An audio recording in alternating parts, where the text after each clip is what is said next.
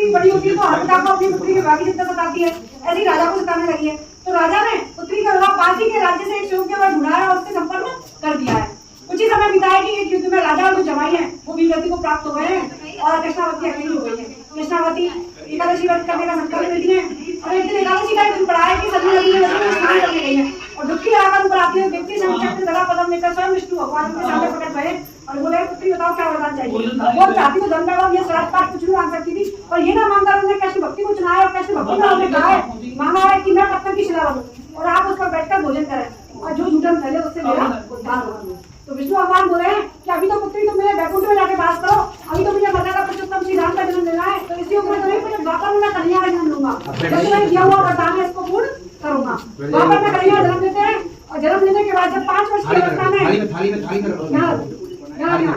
जब 5 वर्ष की अवस्था में गौतारण के लिए आते हैं तो यहाँ पे आके वो वरदान है उसे पूर्ण करने के लिए गीला रखते हैं, अपने बाल सिला लगते हैं कितनी सुंदर सिलाए,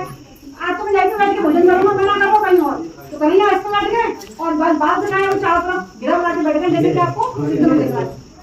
अब भोजन सामग्री तो खुल गई है पर भोजन सामग्री खोल के अब पात्र नहीं है, जाके तो कन्हैया पेड़ का पत्ता तोड़ते थोड़ा पत्ता बना के करा देते, अब करा देते पत्ता तो हो जाती है ग्राहक कैसे घूमते हैं। सही बात है, जो कन्हैया के दर्शन कर रहे हो दर्शन कैसे होते, तो कन्हैया को इस बात का भी ध्यान तो रखना था और वो वरदान भी पूरा करना था जो पिता के उसमें कृष्णवती को दे रखा था। तो कन्हैया ने अपने हाथों से बड़ी थाली बलराम की, छोटी थाली कन्हैया की,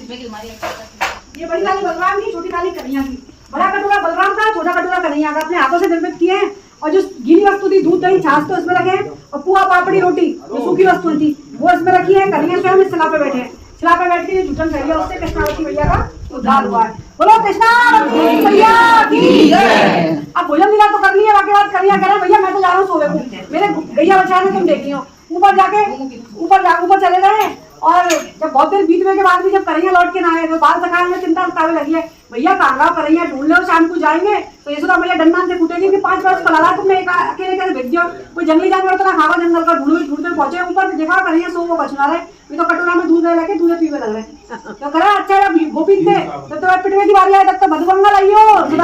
मधुसूदन आइयो और जब दूध पीने का नंबर आया तो अकेले अकेले घट के जा रहा है तो ऊपर से दूध प्यार प्रेम भाव में जो भैया मैं पीऊंगा तो उससे ये धार गिरी है, ये धार गिर के इस कुंड में गिरी है। यहाँ पे ये पिला रहा है, इसके नीचे भी आप देखेंगे तो धार का निशान है। तो जल और दूध का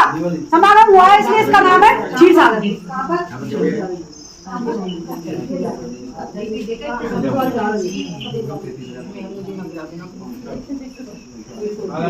बिल्कुल